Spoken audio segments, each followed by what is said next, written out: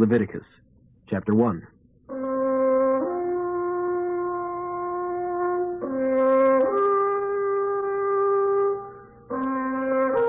The Lord now spoke to Moses from the tabernacle, and commanded him to give the following instructions to the people of Israel.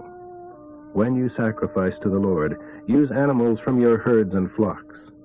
If your sacrifice is to be an ox given as a burnt offering, use only a bull with no physical defects. Bring the animal to the entrance of the tabernacle, where the priests will accept your gift for the Lord.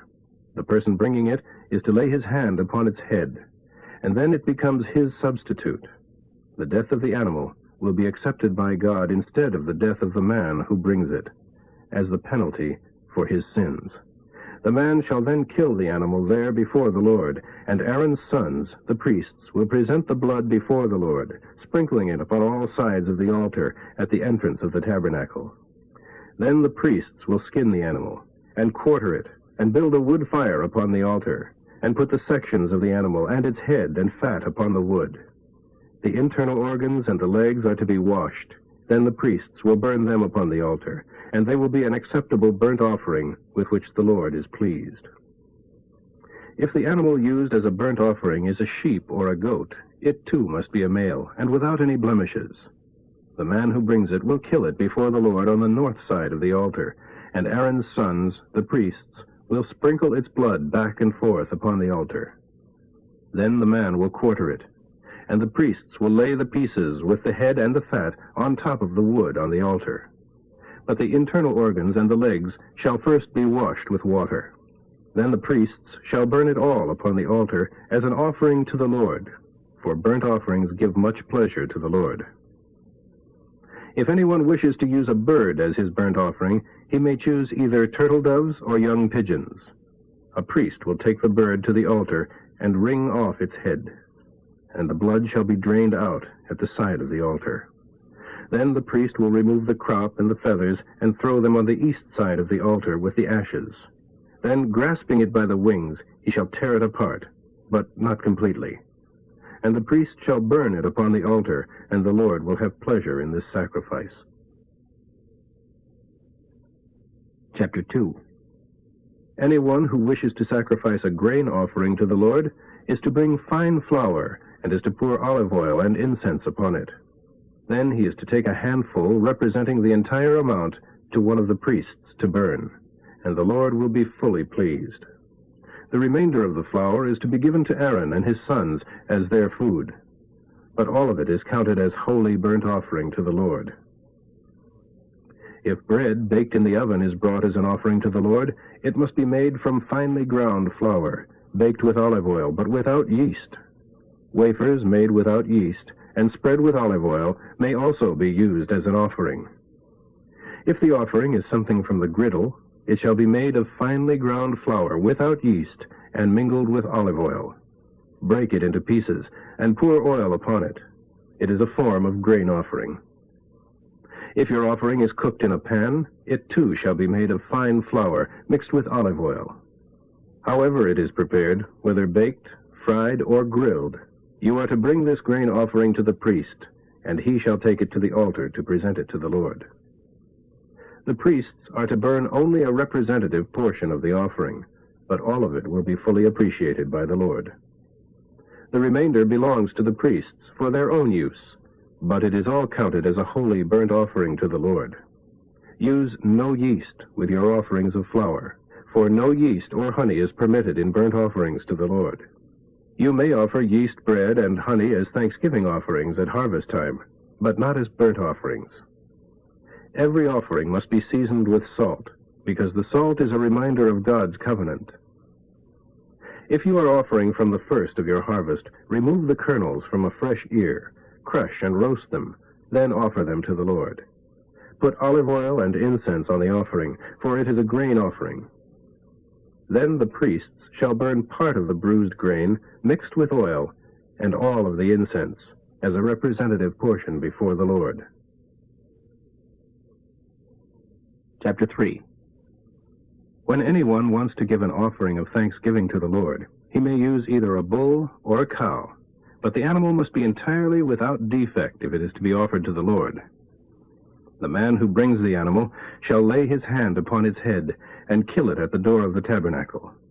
Then Aaron's sons shall throw the blood against the sides of the altar, and shall burn before the Lord the fat that covers the inward parts, the 2 kidneys, and the loin fat on them, and the gallbladder. And it will give the Lord much pleasure.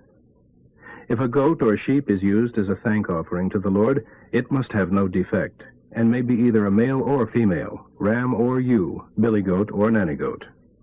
If it is a lamb, the man who brings it shall lay his hand upon its head and kill it at the entrance of the tabernacle. The priests shall throw the blood against the sides of the altar, and shall offer upon the altar the fat, the tail removed close to the backbone, the fat covering the internal organs, the 2 kidneys with the loin fat on them, and the gallbladder as a burnt offering to the Lord. If anyone brings a goat as his offering to the Lord, he shall lay his hand upon its head and kill it at the entrance of the tabernacle. The priest shall throw its blood against the sides of the altar, and shall offer upon the altar as a burnt offering to the Lord the fat which covers the insides, the 2 kidneys, and the loin fat on them, and the gallbladder. This burnt offering is very pleasing to the Lord. All the fat is Jehovah's. This is a permanent law throughout your land, that you shall eat neither fat nor blood. Chapter 4. Then the Lord gave these further instructions to Moses. Tell the people of Israel that these are the laws concerning anyone who unintentionally breaks any of my commandments. If a priest sins unintentionally, and so brings guilt upon the people, he must offer a young bull without defect as a sin offering to the Lord. He shall bring it to the door of the tabernacle, and shall lay his hand upon its head and kill it there before Jehovah. Then the priest shall take the animal's blood into the tabernacle, and shall dip his finger in the blood and sprinkle it 7 times before the Lord in front of the veil that bars the way to the Holy of Holies. Then the priest shall put some of the blood upon the horns of the incense altar before the Lord in the tabernacle. The remainder of the blood shall be poured out at the base of the altar for burnt offerings at the entrance to the tabernacle. Then he shall take all the fat on the entrails, the 2 kidneys, and the loin fat on them, and the gallbladder, and shall burn them on the altar of burnt offering, just as in the case of a bull or cow sacrificed as a thank offering. But the remainder of the young bull, the skin, meat, head, legs, internal organs, and intestines, shall be carried to a ceremonially clean place outside the camp, a place where the ashes are brought from the altar, and burned there on a wood fire. If the entire nation of Israel sins without realizing it, and does something that Jehovah has said not to do, all the people are guilty. When they realize it, they shall offer a young bull for a sin offering, bringing it to the tabernacle, where the leaders of the nation shall lay their hands upon the animal's head and kill it before the Lord. Then the priest shall bring its blood into the tabernacle, and shall dip his finger in the blood and sprinkle it 7 times before the Lord in front of the veil. Then he shall put blood upon the horns of the altar there in the tabernacle before the Lord, and all the remainder of the blood shall be poured out at the base of the burnt offering altar at the entrance to the tabernacle. All the fat shall be removed and burned upon the altar. He shall follow the same procedure as for a sin offering. In this way the priest shall make atonement for the nation, and everyone will be forgiven. The priest shall then cart the young bull outside the camp and burn it there, just as though it were a sin offering for an individual, only this time it is a sin offering for the entire nation.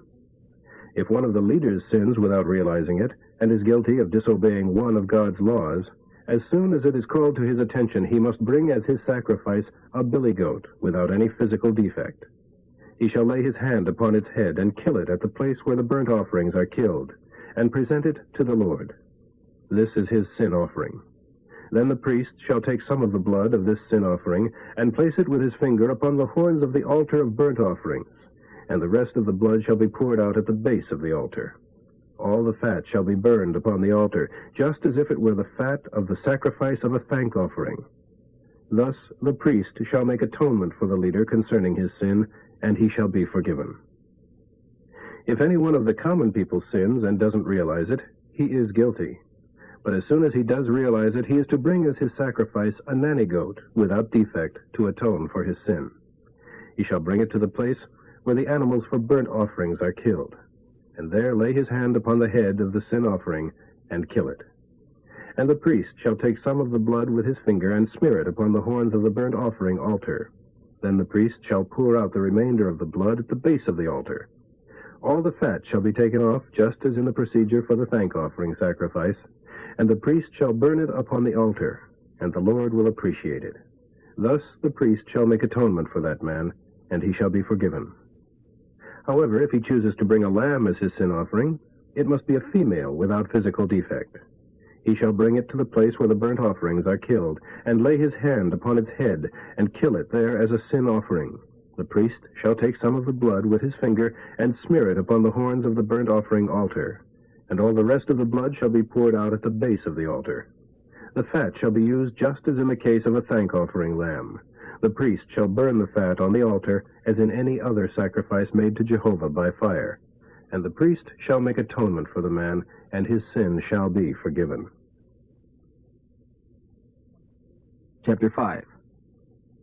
Anyone refusing to give testimony concerning what he knows about a crime is guilty.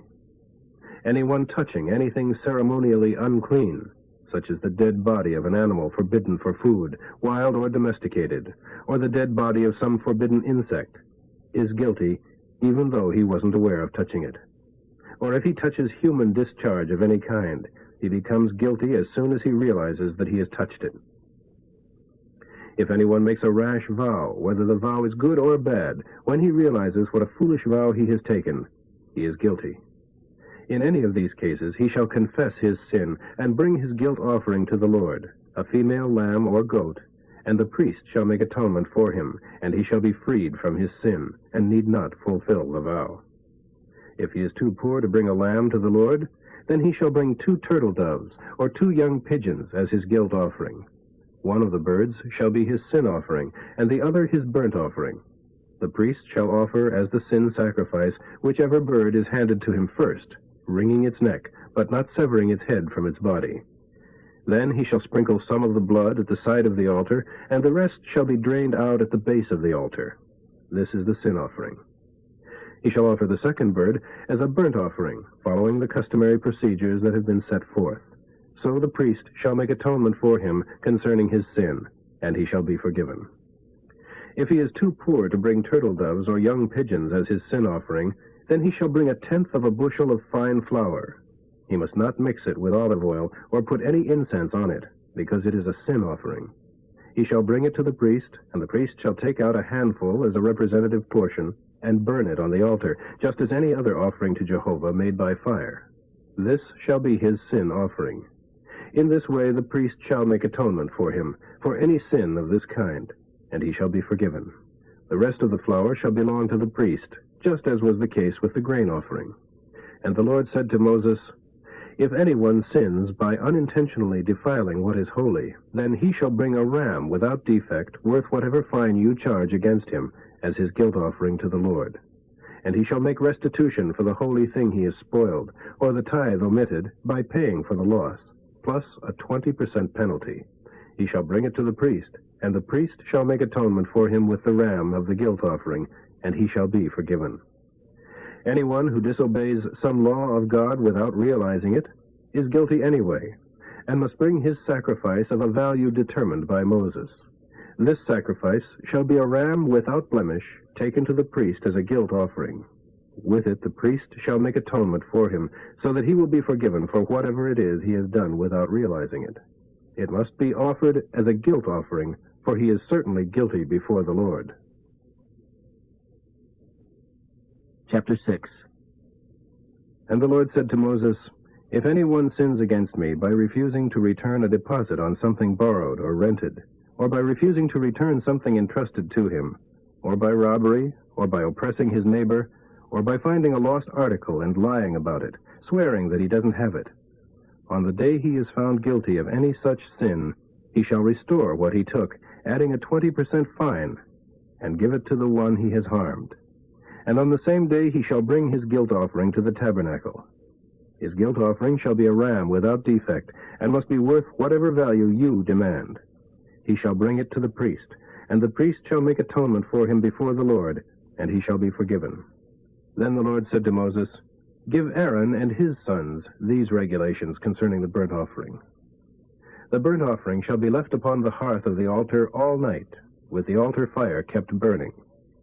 The next morning the priest shall put on his linen undergarments and his linen outer garments, and clean out the ashes of the burnt offering, and put them beside the altar. Then he shall change his clothes, and carry the ashes outside the camp to a place that is ceremonially clean. Meanwhile the fire on the altar must be kept burning. It must not go out. The priest shall put on fresh wood each morning, and lay the daily burnt offering on it, and burn the fat of the daily peace offering. The fire must be kept burning upon the altar continually. It must never go out. These are the regulations concerning the grain offering. Aaron's sons shall stand in front of the altar to offer it before the Lord. The priest shall then take out a handful of the finely ground flour, with the olive oil and the incense mixed into it, and burn it upon the altar as a representative portion for the Lord, and it will be received with pleasure by the Lord. After taking out this handful, the remainder of the flour will belong to Aaron and his sons for their food. It shall be eaten without yeast in the courtyard of the tabernacle. Stress this instruction, that if it is baked, it must be without yeast. I have given to the priests this part of the burnt offerings made to me. However, all of it is most holy, just as is the entire sin offering and the entire guilt offering. It may be eaten by any male descendant of Aaron, any priest, generation after generation, but only the priests may eat these offerings made by fire to the Lord. And Jehovah said to Moses, On the day Aaron and his sons are anointed and inducted into the priesthood, they shall bring to the Lord a regular grain offering, 1/10 of a bushel of fine flour, half to be offered in the morning and half in the evening. It shall be cooked on a griddle, using olive oil, and should be well cooked, then brought to the Lord as an offering that pleases him very much. As the sons of the priests replace their fathers, they shall be inducted into office by offering this same sacrifice on the day of their anointing. This is a perpetual law. These offerings shall be entirely burned up before the Lord. None of it shall be eaten. Then the Lord said to Moses, Tell Aaron and his sons that these are the instructions concerning the sin offering. This sacrifice is most holy, and shall be killed before the Lord at the place where the burnt offerings are killed. The priest who performs the ceremony shall eat it in the courtyard of the tabernacle. Only those who are sanctified, the priests, may touch this meat. If any blood sprinkles onto their clothing, it must be washed in a holy place. Then the clay pot in which the clothing is boiled shall be broken. Or if a bronze kettle is used, it must be scoured and rinsed out thoroughly. Every male among the priests may eat this offering, but only they, for it is most holy. No sin offering may be eaten by the priests if any of its blood is taken into the tabernacle to make atonement in the holy place. That carcass must be entirely burned with fire before the Lord.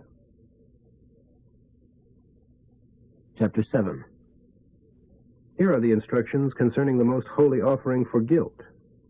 The sacrificial animal shall be killed at the place where the burnt offering sacrifices are slain, and its blood shall be sprinkled back and forth upon the altar.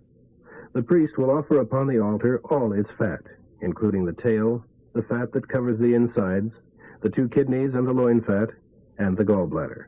All shall be set aside for sacrificing. The priests will burn them upon the altar as a guilt offering to the Lord. Only males among the priests may then eat the carcass, and it must be eaten in a holy place, for this is a most holy sacrifice. The same instructions apply to both the sin offering and the guilt offering. The carcass shall be given to the priest who is in charge of the atonement ceremony for his food. When the offering is a burnt sacrifice, the priest who is in charge shall also be given the animal's hide.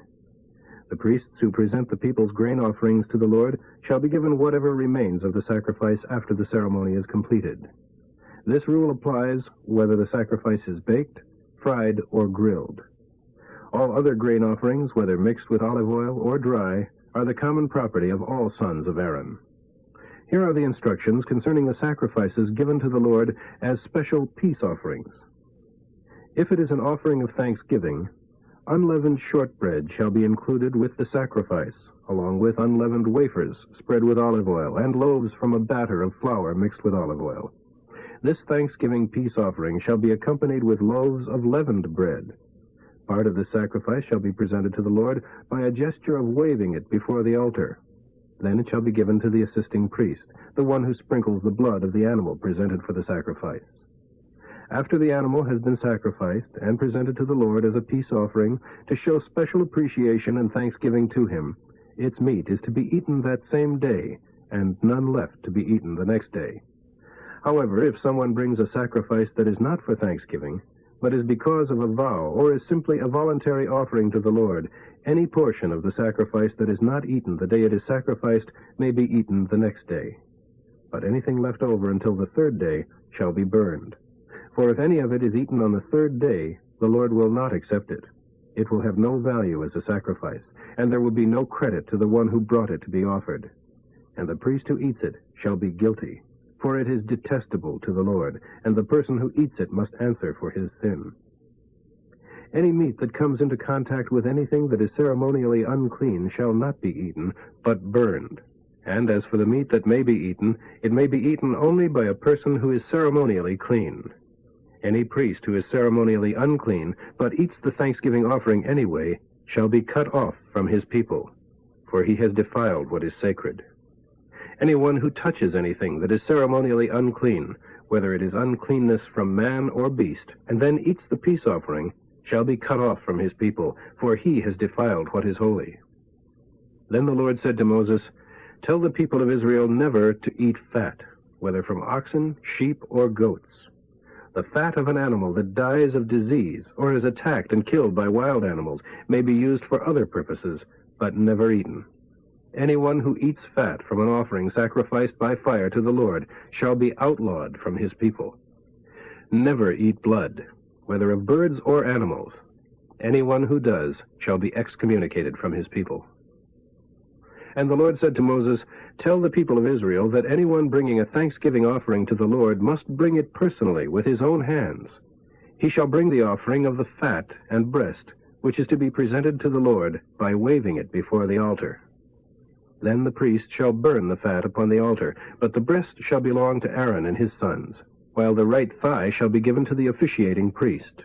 For I have designated the breast and thigh as donations from the people of Israel to the sons of Aaron. Aaron and his sons must always be given this portion of the sacrifice. This is their pay.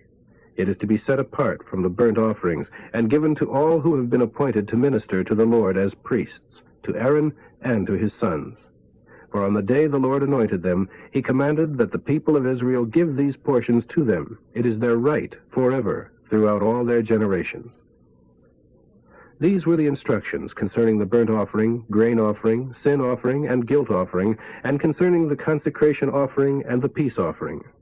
These instructions were given to Moses by the Lord on Mount Sinai, to be passed on to the people of Israel so that they would know how to offer their sacrifices to God in the Sinai desert. Chapter 8. The Lord said to Moses, "Now bring Aaron and his sons to the entrance of the tabernacle, together with their garments, the anointing oil, the young bull for the sin offering, the 2 rams, and the basket of bread made without yeast, and summon all Israel to a meeting there." So all the people assembled, and Moses said to them, "What I am now going to do has been commanded by Jehovah." Then he took Aaron and his sons and washed them with water. And he clothed Aaron with the special coat, sash, robe, and the ephod jacket with its beautifully woven belt.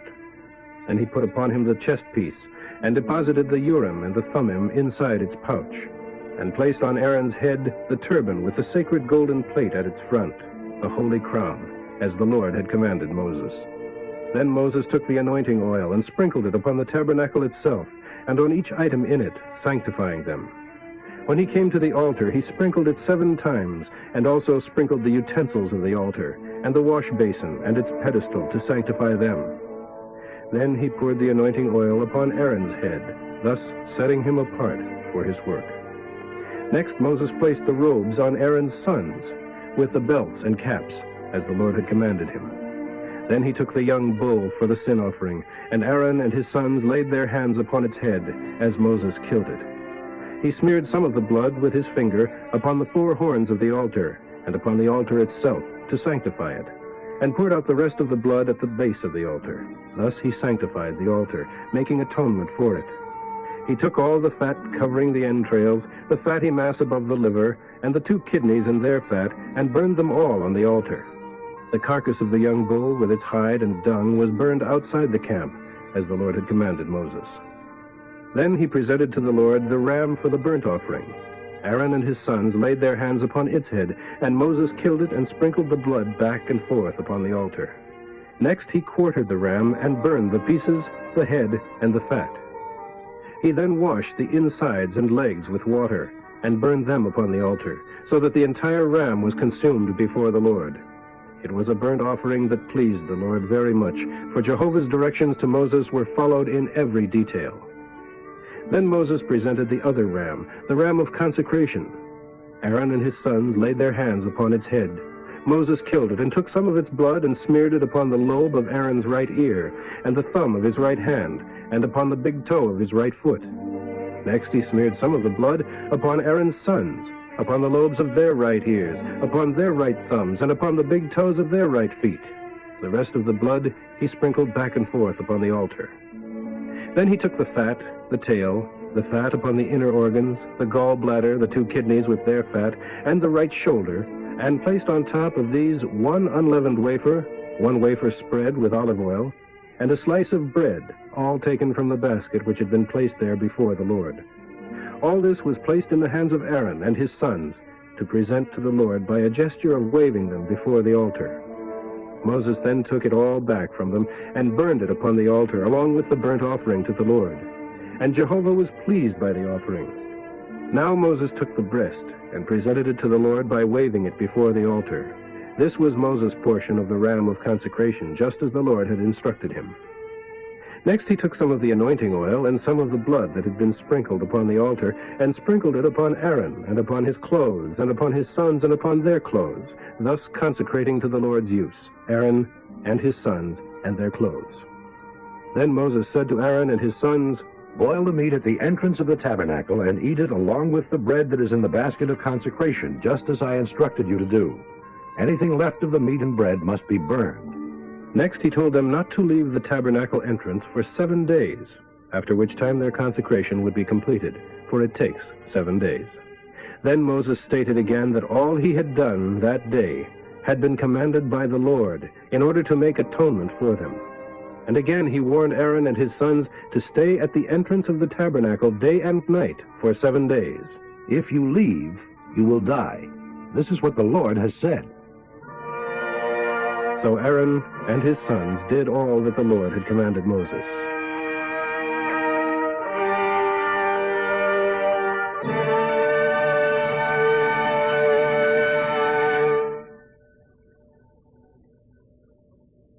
Chapter 9. On the 8th day of the consecration ceremonies, Moses summoned Aaron and Aaron's sons and the elders of Israel, and told Aaron to take a bull calf from the herd for a sin offering, and a ram without bodily defect for a burnt offering, and to offer them before the Lord. "And tell the people of Israel to select a male goat for their sin offering, also a yearling calf and a yearling lamb, all without bodily defect, for their burnt offering. In addition, the people are to bring to the Lord a peace offering sacrifice, an ox and a ram, and a grain offering, flour mingled with olive oil. For today, Jehovah will appear to them."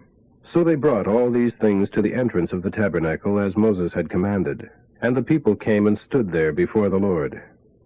Moses told them, "When you have followed the Lord's instructions, his glory will appear to you." Moses then told Aaron to proceed to the altar and to offer the sin offering and the burnt offering, making atonement for himself first, and then for the people, as the Lord had commanded. So Aaron went up to the altar and killed the calf as a sacrifice for his own sin. His sons caught the blood for him, and he dipped his finger in it and smeared it upon the horns of the altar, and poured out the rest at the base of the altar. Then he burned upon the altar the fat, kidneys, and gallbladder from this sin offering, as the Lord had commanded Moses. But he burned the meat and hide outside the camp. Next he killed the burnt offering animal, and his sons caught the blood, and he sprinkled it back and forth upon the altar. They brought the animal to him piece by piece, including the head, and he burned each part upon the altar. Then he washed the insides and the legs, and offered these also upon the altar as a burnt offering. Next he sacrificed the people's offering. He killed the goat and offered it in just the same way as he had the sin offering for himself. Thus he sacrificed their burnt offering to the Lord, in accordance with the instructions God had given. Then he presented the grain offering, taking a handful and burning it upon the altar in addition to the regular morning offering.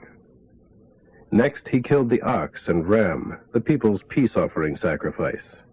And Aaron's sons brought the blood to him, and he sprinkled it back and forth upon the altar. Then he collected the fat of the ox and the ram, the fat from their tails, and the fat covering the inner organs, and the kidneys and gallbladders. The fat was placed upon the breasts of these animals, and Aaron burned it upon the altar. But he waved the breasts and right shoulders slowly before the Lord as a gesture of offering it to him, just as Moses had commanded. Then, with hands spread out towards the people, Aaron blessed them and came down from the altar. Moses and Aaron went into the tabernacle, and when they came out again they blessed the people, and the glory of the Lord appeared to the whole assembly. Then fire came from the Lord and consumed the burnt offering and fat on the altar. And when the people saw it, they all shouted and fell flat upon the ground before the Lord. Chapter 10. But Nadab and Abihu, the sons of Aaron, placed unholy fire in their censers, laid incense on the fire, and offered the incense before the Lord, contrary to what the Lord had just commanded them. So fire blazed forth from the presence of the Lord and destroyed them. Then Moses said to Aaron, This is what the Lord meant when he said, I will show myself holy among those who approach me, and I will be glorified before all the people. And Aaron was speechless. Then Moses called for Mishael and Elzaphan, Aaron's cousins, the sons of Uzziel, and told them, Go and get the charred bodies from before the tabernacle and carry them outside the camp. So they went over and got them, and carried them out in their coats as Moses had told them to. Then Moses said to Aaron and his sons Eleazar and Ithamar, Do not mourn, do not let your hair hang loose as a sign of your mourning, and do not tear your clothes. If you do, God will strike you dead too, and his wrath will come upon all the people of Israel. But the rest of the people of Israel may lament the death of Nadab and Abihu, and mourn because of the terrible fire the Lord has sent. But you are not to leave the tabernacle under penalty of death, for the anointing oil of Jehovah is upon you. And they did as Moses commanded. Now the Lord instructed Aaron, Never drink wine or strong drink when you go into the tabernacle, lest you die. And this rule applies to your sons and to all your descendants, from generation to generation. Your duties will be to arbitrate for the people, to teach them the difference between what is holy and what is ordinary, what is pure and what is impure, and to teach them all the laws Jehovah has given through Moses. Then Moses said to Aaron and to his sons who were left, Eleazar and Ithamar, Take the grain offering, the food that remains after the handful has been offered to the Lord by burning it on the altar. Make sure there is no leaven in it, and eat it beside the altar. The offering is most holy. Therefore you must eat it in the sanctuary, in a holy place. It belongs to you and to your sons, from the offerings to Jehovah made by fire, for so I am commanded. But the breast and the thigh, which have been offered to the Lord by the gesture of waving it before him, may be eaten in any holy place. It belongs to you and to your sons and daughters for your food. It is your portion of the peace offering sacrifices of the people of Israel. The people are to bring the thigh that was set aside along with the breast that was offered when the fat was burned, and they shall be presented before the Lord by the gesture of waving them. And afterwards they shall belong to you and your family, for the Lord has commanded this. Then Moses searched everywhere for the goat of the sin offering, and discovered that it had been burned. He was very angry about this with Eleazar and Ithamar, the remaining sons of Aaron. Why haven't you eaten the sin offering in the sanctuary, since it is most holy, and God has given it to you to take away the iniquity and guilt of the people, to make atonement for them before the Lord? Since its blood was not taken inside the sanctuary, you should certainly have eaten it there, as I ordered you. But Aaron interceded with Moses. They offered their sin offering and burnt offering before the Lord. But if I had eaten the sin offering on such a day as this, would it have pleased the Lord? And when Moses heard that, he was satisfied. Chapter 11. Then the Lord said to Moses and Aaron, "Tell the people of Israel that the animals which may be used for food include any animal with cloven hooves which chews its cud." This means that the following may not be eaten: the camel. It chews the cud, but does not have cloven hooves. The coney or rock badger, because although it chews the cud, it does not have cloven hooves. The hare, because although it chews the cud, it does not have cloven hooves. The swine, because although it has cloven hooves, it does not chew the cud. You may not eat their meat or even touch their dead bodies. They are forbidden foods for you. As to fish, you may eat whatever has fins and scales, whether taken from rivers or from the sea. But all other water creatures are strictly forbidden to you. You mustn't eat their meat or even touch their dead bodies. I'll repeat it again. Any water creature that does not have fins or scales is forbidden to you. Among the birds, these are the ones you may not eat: the eagle, the matire, the osprey, the falcon, all kinds, the kite, the raven, all kinds, the ostrich, the nighthawk, the seagull, the hawk, all kinds, the owl, the cormorant, the ibis, the marsh hen, the pelican, the vulture, the stork, the heron, all kinds, the hoopoe, the bat. Flying insects with 4 legs must not be eaten, with the exception of those that jump. Locusts of all varieties, ordinary locusts, bald locusts, crickets, and grasshoppers may be eaten. All other things that fly and have 4 feet are forbidden to you. Anyone touching their dead bodies shall be defiled until the evening, and must wash his clothes immediately.